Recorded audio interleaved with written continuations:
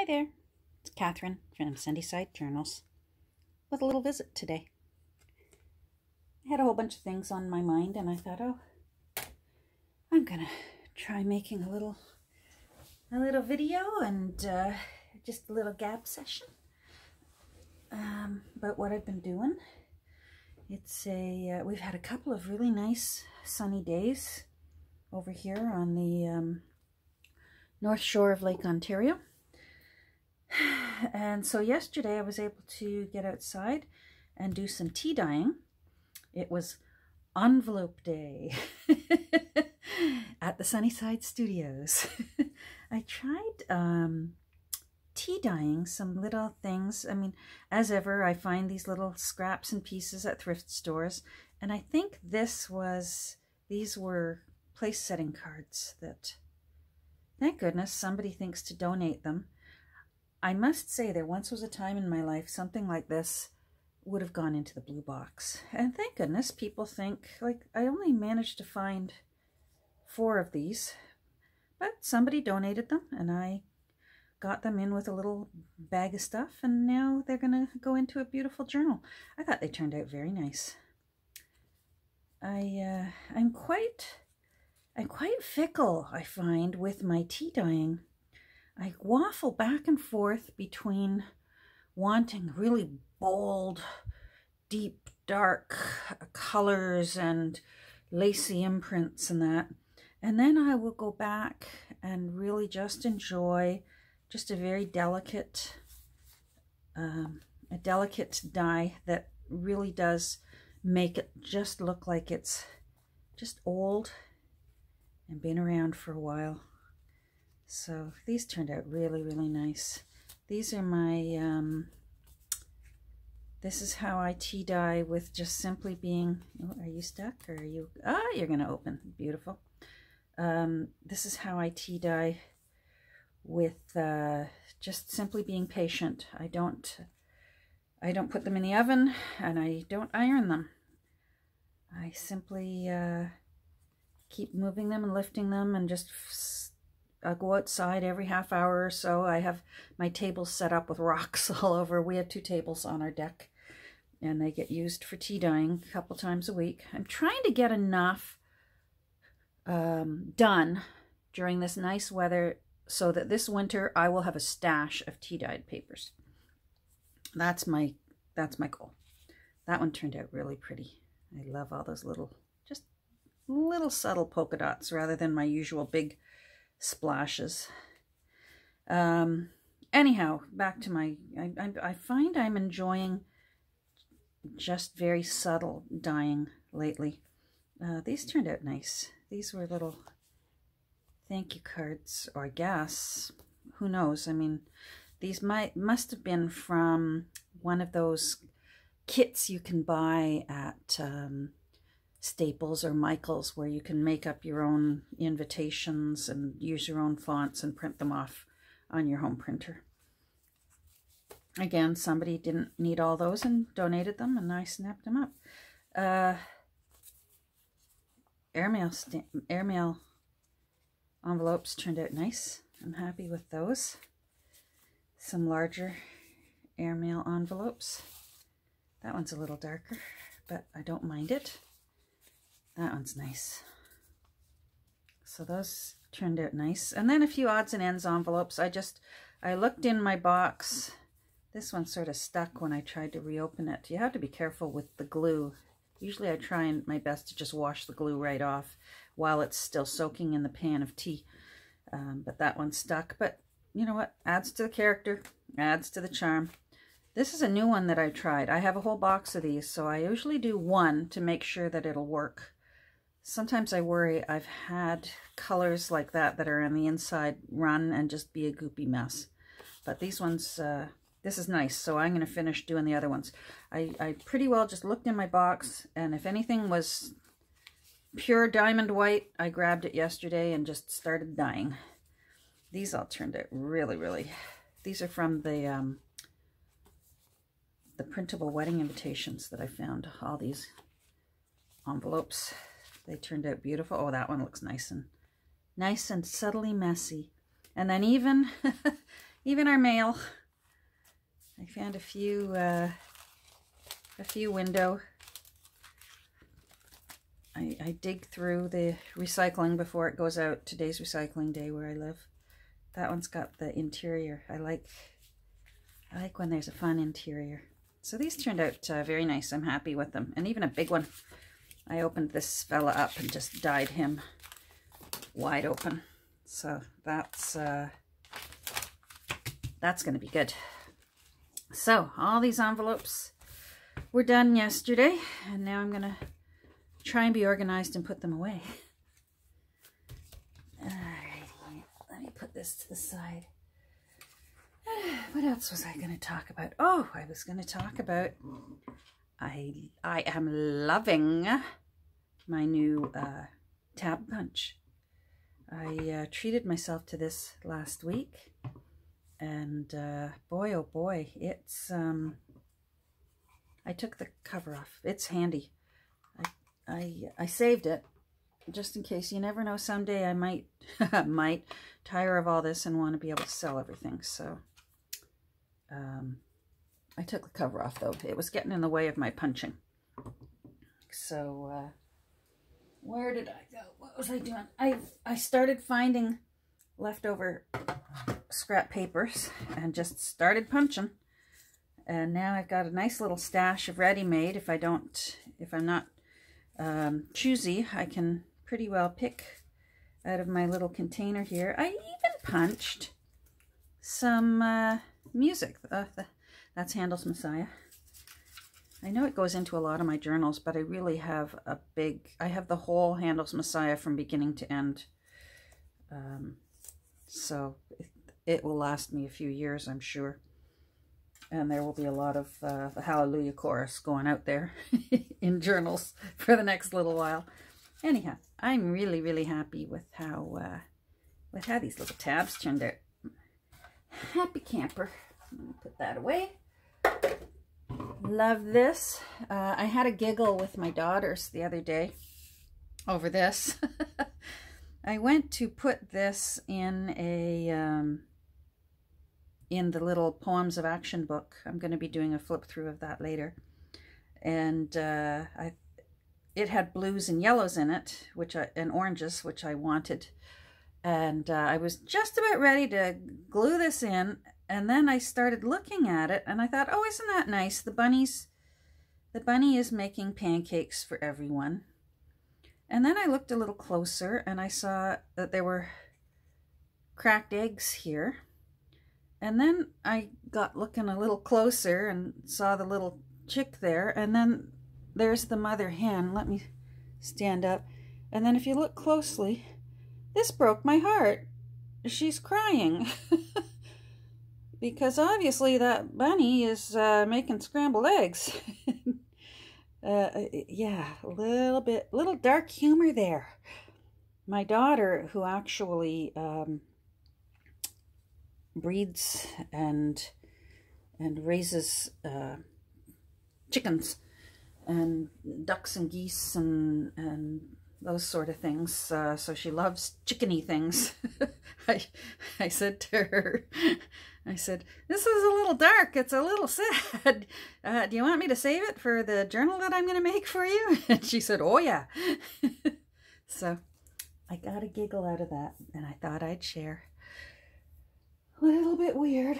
What else? Oh, I wanted to share something I made, and I didn't think of this. This was not my idea. I saw someone else do it, and now it's going to drive me crazy who it was that did it, because it's such a really awesome idea. And if I find this person, I will list the link to her video below, because I had it in the back of my head, and then I found these from when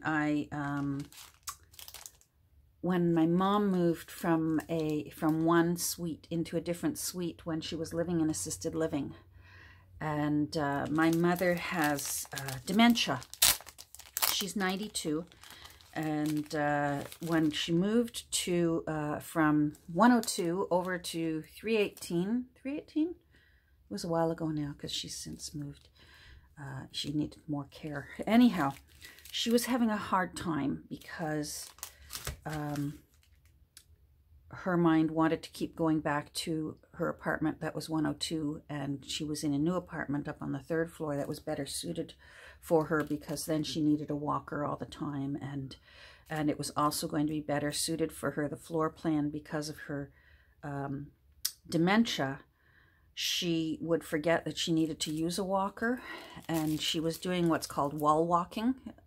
Many of the elderly just grab the next available piece of furniture or walls rather than using their canes or walkers, and it's very dangerous for them. And this other apartment was actually going to have a better layout for her, so I didn't want to have to move her, but it was going to be better in the long run. Anyhow, I found that I had to make her all kinds of little signs. So I had tons of these because I was making signs that said, your apartment is 318. Go to the elevator and go to the 3rd floor. And I had one of these on the front of her walker. I had one on the back of her walker, depending on how she was looking at it.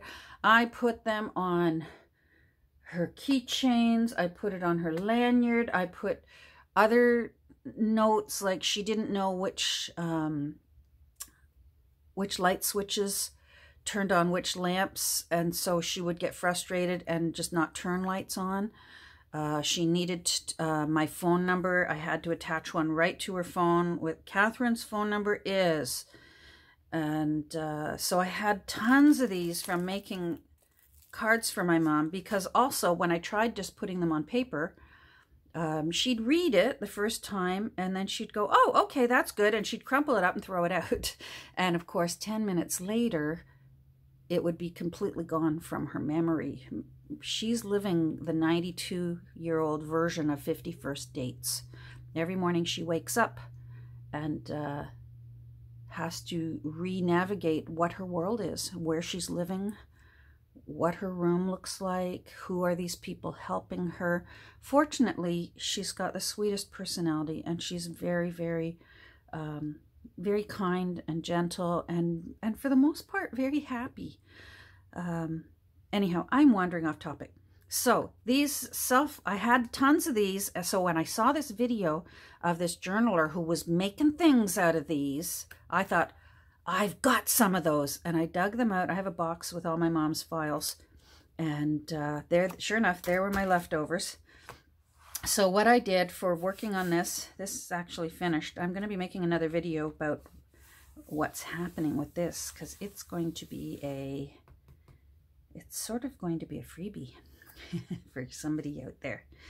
Anyhow, what I did was, let me move this. This little book, I mostly filled the interior with the contents that were in this original Learn How book. And maybe I also blended in one of those old work basket books that I found last week when we were camping up near Campbellford. Let me find something to put behind so you can see what I'm talking about. There, this is white. So, this woman put, this journaler who had the idea first with the self-laminating cards, she put something inside a self-laminating card and made a tuck spot out of it. And it was so beautiful. It was really pretty. And I really liked that it was two extremes, because of course these are very modern and new, but what was inside was very old and very pretty. And I love eclectic mixes like that. My house decor is actually like that. I have some very, very old antiques in my home, and I also have some very, very modern furniture, and I even have some middle-of-the-road retro. I find that for me, if everything was antique, not one particular antique would stand out. So by having a bit of a blend, the eye goes, oh, look how old that is, or oh, look how modern that is, and things sort of jump out better. So that's why I loved this woman's idea of putting something old and pretty inside a new self-laminating card.